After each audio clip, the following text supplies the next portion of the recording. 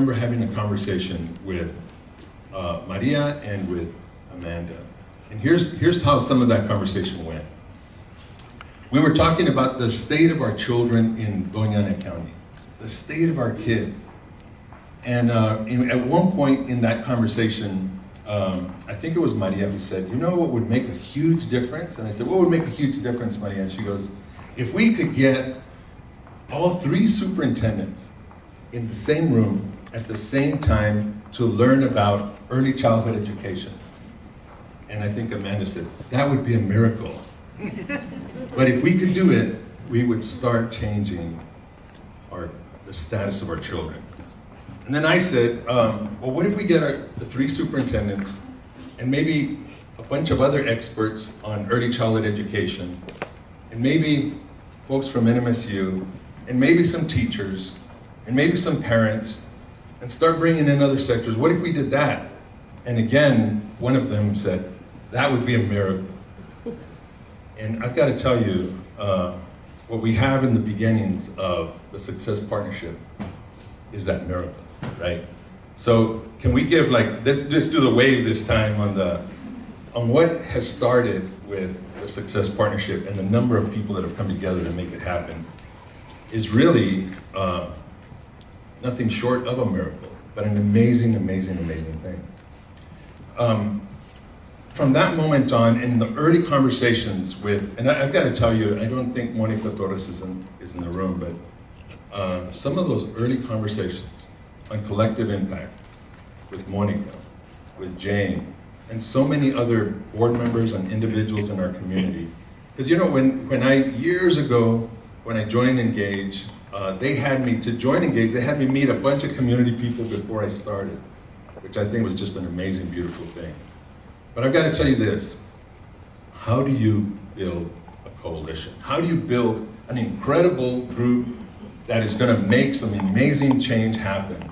And I've got to tell you that for me, it was one person at a time and lots of coffee. You know, one person, then two people, then three, then four, coffee shop here, coffee conversation there, maybe a drink, some lunch, meeting after meeting. And at the end of the day, there's two things that I think are huge. One of them is building relationships, and the other one is trust. Now, it's really easy to say that, building relationships and trust. So I'm gonna share a story with you. Some of you have heard me share this story because I just love it, because I think it's very powerful. It's actually said in Spanish, so I'm gonna do maybe a bilingual version. You know, it's El León de la Selva, all right? The king of the jungle. And here's how it goes. And you don't want to be, in this case, the king of the jungle. But here's how it goes.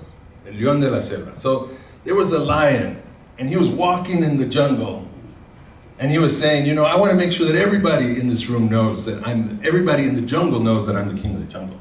So he sees a baby zebra, una cebra, y le brinca la cebra. So the lion jumps on the zebra, and the lion puts his nails deep into the zebra and says, who's the king of the jungle? ¿Quién es el rey de la selva?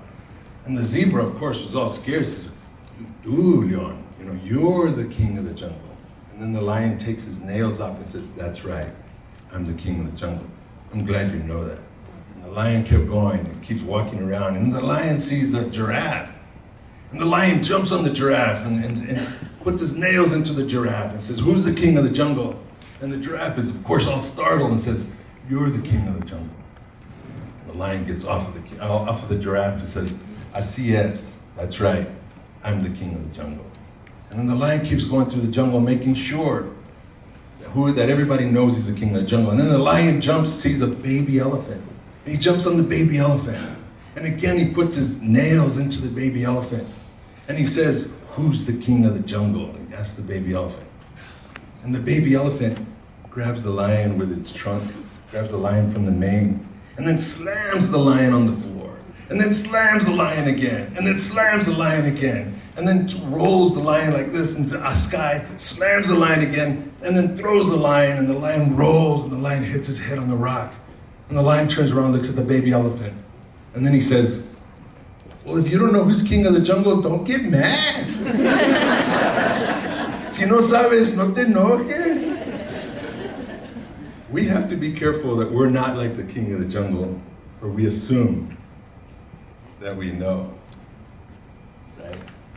When it comes to relationships and trust, we can't just assume, right? At the end of the day, I think when you think about relationships and building relationships, it's just like any deep relationship that you have. You can think about a relationship with your significant other, you can think about a relationship with your daughter, with your son, with your mom, with your dad. The basis of any relationship really requires that you give that person time, that you give that person your presence. And if you don't, that relationship won't be strong. The idea of trust begins with one person taking the first step about there's a commentary I read once on the speed of trust. Trust doesn't happen by your expectation of somebody else trusting you. Trust happens when you start with trust on your end.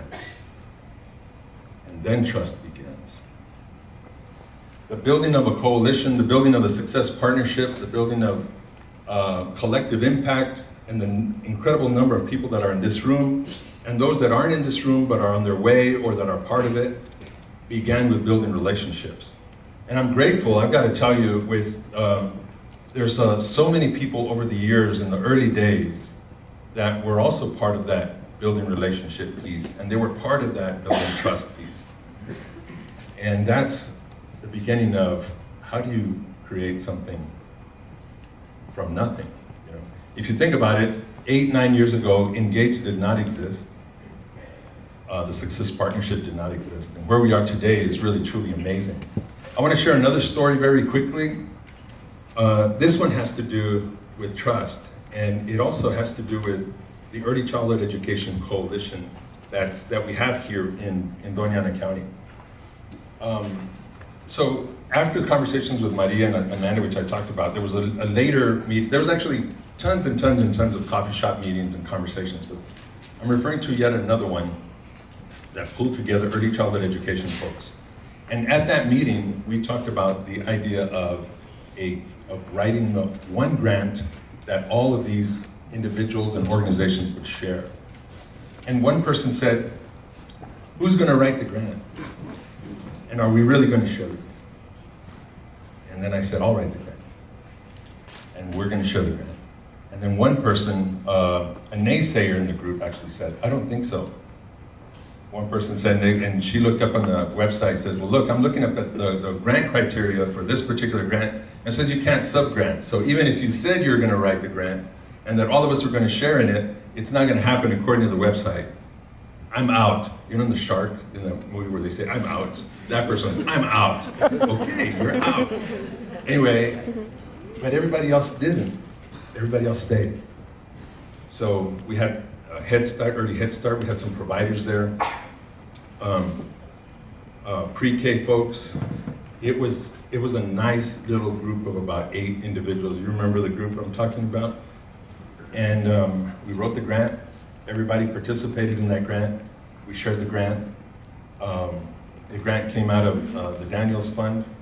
And I've got to tell you that from there, it just grew. And my understanding today of the Early Childhood Education Coalition in Doña Ana County, which Cecia is the top coordinator of right now, is one of the largest ones in New Mexico. So can we give a loud, thunderous clap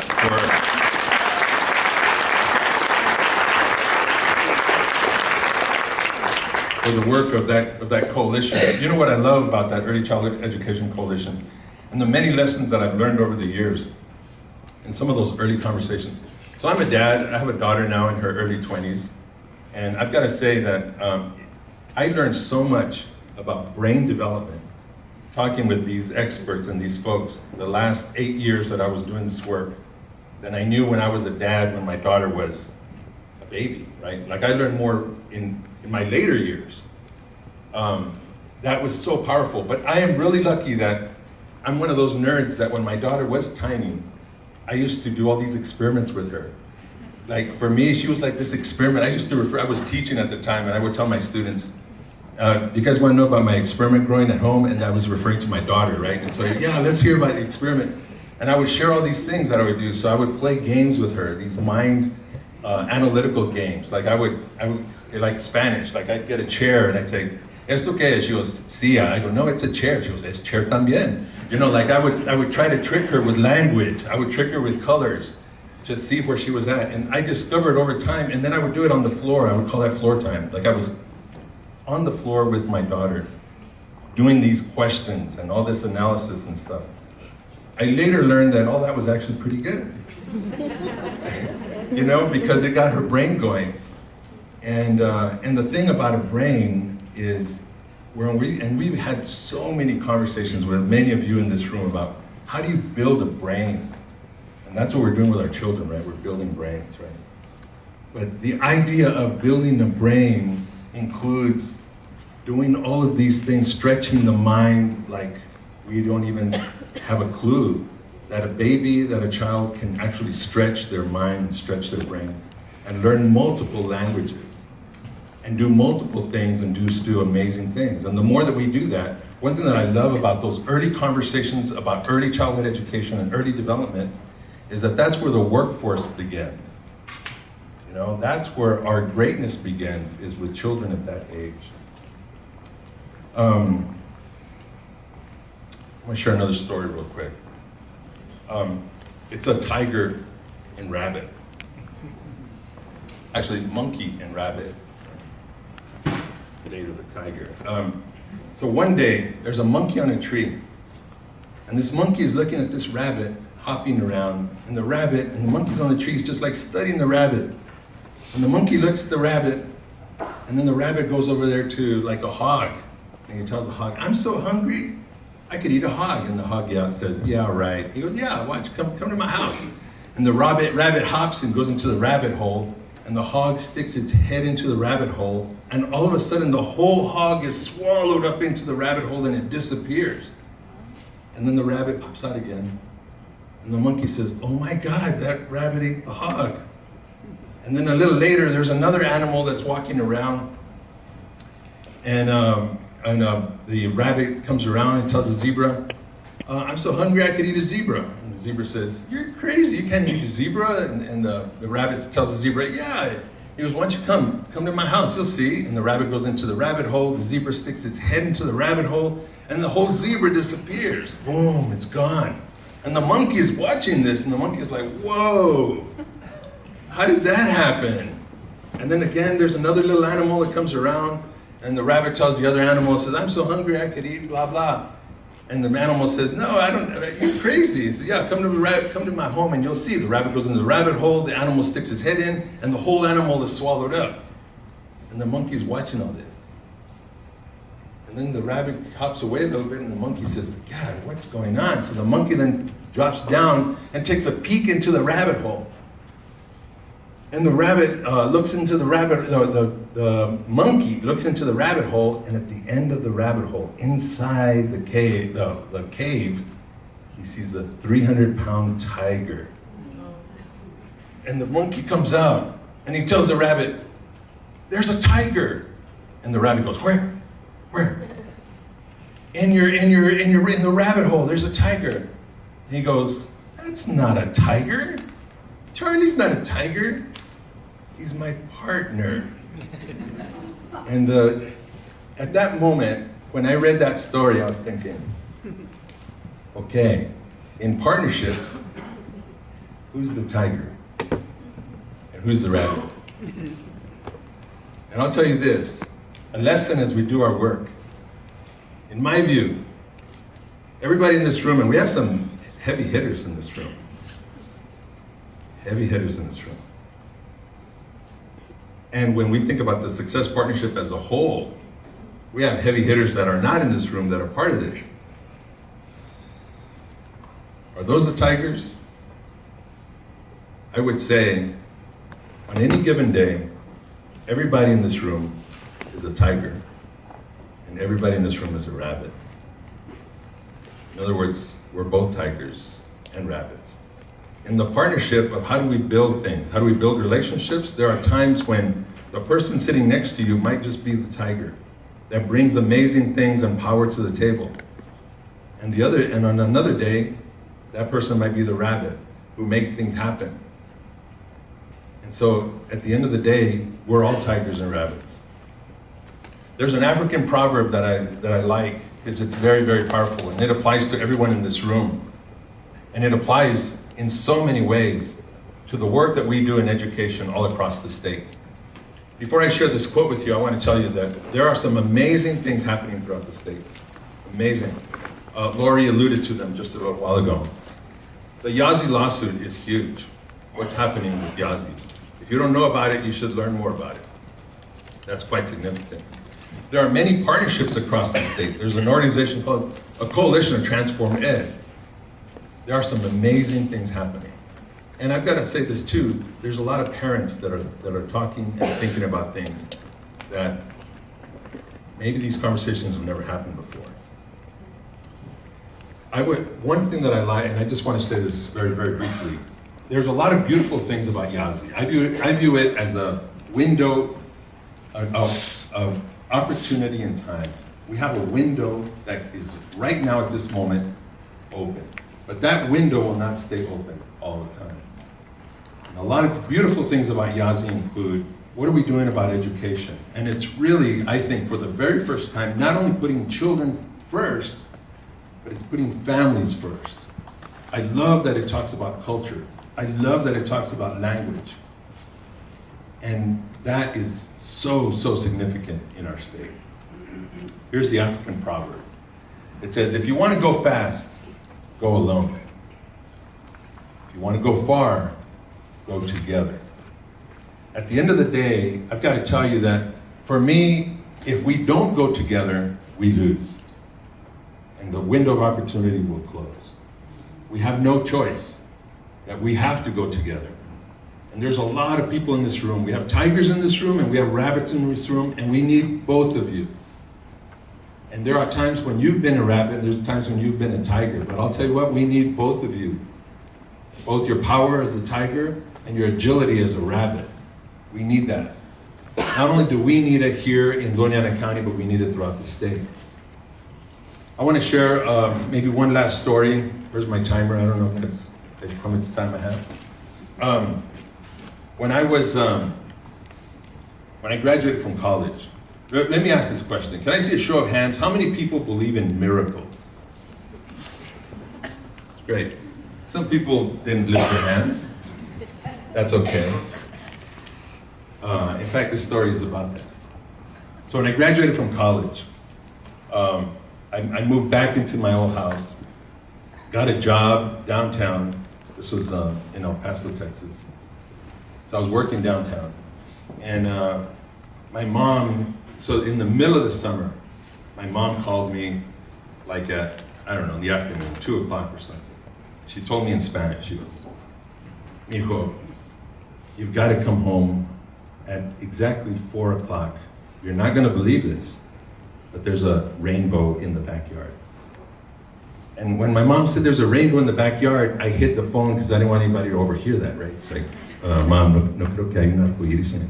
You know, it's like, I don't think there's a rainbow in the backyard.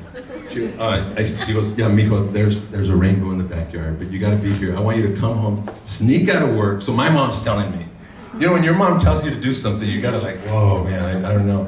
So you got to come home at exactly 4 o'clock. There's a rainbow in the backyard. Anyway, that was that. About 2 or 3 days later, she calls me again. Mijo, you got to come precisamente a las 4. You got to be here at the house. That's when the rainbow shows up. And I'm like, "Ma, I don't think there's a rainbow in the backyard." She goes, "There's a rainbow in the backyard." And anyway, this happened like every 2 or 3 days. My mom would come, "Mijo, the rainbow's gonna come back again. There's a rainbow in the backyard." And I'm like, really? It's gonna be hard. This is my new job. I just got, you know. Anyway, so one day, I sneak out of work so I can get to my mom's house at exactly 4 o'clock to see this rainbow thing. And I didn't even tell her I was going. So I drive up, park in the front street, walk along the house towards the backyard, And as I walked to the backyard, my mom is sitting down with Don Manuel, a friend of the family. So there's two, so it's my mom and Don Manuel, and they're sitting on a chair looking towards the backyard. And to my surprise, there was a rainbow in the backyard. They were just like admiring this rainbow in the backyard. Now, what my mom did not tell me is that at exactly 4 o'clock, she had that sprinkler system going, like, you know, the regadera, you know, it's like that little, those mobile ones, right? She had the sprinkler system going on, and so the sun was at the right angle at 4 o'clock, and there was a rainbow. But you know what it did to me, though? I was like, oh my God, there's a rainbow in the backyard. I mean, I can tell that no matter what anybody says. I say, hey, you know what? There's a rainbow in my backyard. I say, man, there's no rainbow. That would take a miracle to have a rainbow. And I've got to tell you, it was a miracle, right? So some people, I just asked you a minute ago if you believe in miracles. And a whole lot of you raised your hands. And I've got to tell you this. That was my introduction to miracles. My mom, bless her. And this is what I learned on that very day, at a very young age. So I was in my 20s when that happened. What I learned at that very day is this. Now, what is a miracle to one person is a reality to somebody else. What is impossible to one person might be impossible to someone else. All the stories that I've shared with you right now, one person could say, well, of course that was going to happen. Well, of course we would have right now close to 180, 200 people in this room talking about a partnership. Some people would say, yeah, of course we're going to be here. Of course Engage is going to do that, of course. We'll have people who say, yeah, as a matter of fact, that was going to happen. And at the same time, we'll have other people over here saying, whoa, that was a miracle. What we have today here is a miracle. And so for me, I've got to tell you, you know, a miracle is maybe a state of mind, it's a perspective, it's what you want. You want a miracle? You'll get it. You don't believe in miracles? You won't get them. It's okay. And at the end of the day, amazing things happen, incredible things happen. And there's amazing things happening right now in Doña Ana County, and there's incredible things happening right now. That's 10, 15 years ago, people would have said it would be a miracle. I think of some of the tigers and rabbits in this room. I think we're very fortunate. Nobody's perfect, you know? Each one of us, including myself, I raise my hand. I make mistakes all the time. I say dumb things all the time. I have to watch myself when I get on stage because I can say a lot of dumb things. But at the end of the day, I do believe in miracles, and I know where my heart is. And I also know the many tigers and rabbits in this room of what's possible. I shared the story about the idea of how do we get 3 superintendents in the room at the same time talking about early childhood education. I'm grateful we have Karen Trujillo. Can we do a snap for her real quick, or a clap? Yeah.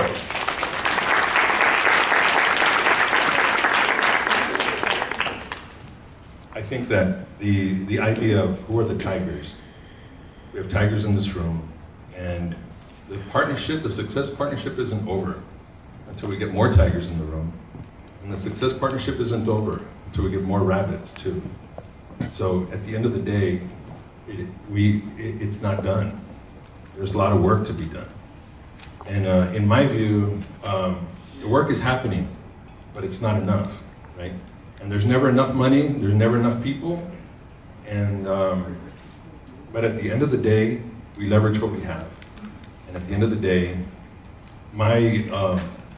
I feel very privileged and honored to have met so many of you, and I view you as tigers and rabbits. So with that, muchas gracias. It's been such a pleasure. I thank you.